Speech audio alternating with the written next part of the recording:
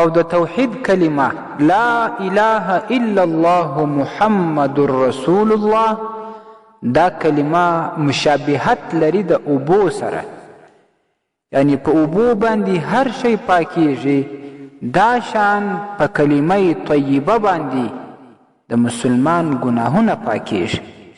که مسلمان دا کلمه وایي، د دې ذکر کوي، رب العزال به د دې کلمې په برکت باندې د دغه ویونکي ګناهونه ورته معافوي، دی به د ګناهو څخه پاکیږي.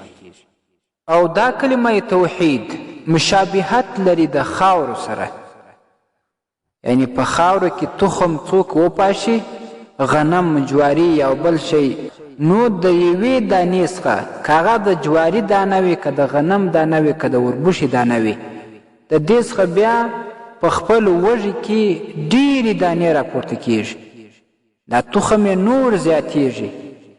نو دغه رنګه په کلمه مبارکه باندې څوک وایي، د مسلمان ثوابونه ډېریږي. که یې وارې ووایي، الله ډېر ثوابونه ورکوي. او دریم مشابهت د دې کلمې هغه د اور سره دی، په اور باندې هر شی سوځي، نو دا شان په کلمه شریفه باندې د مسلمان ګناهونه سوځي، ګناهونه ورباندې ختمیږي. او همدغه کلمه توحید مشابهت لري د لمر سره، په لمر باندې هر شی انسان ته ښکاره کیږي، لمر روشنایي ورکوي. دغه رنګه کلمه طیبه وویونکي ته په قبر کې روشنایي ورکوي، قبر کې رڼا ورکوي، د قبر تیارکي ختموي. او بل مشابهت چې کلمه توحید لري هغه د سپوږمۍ سره، یعنی په سپوږمۍ باندې د شپې تیارکي ورکه سي. او دغه رنګه کلمه شریفه دا د کفر تیارکي لرې کوي، د مسلمان څخه کفر ختموي.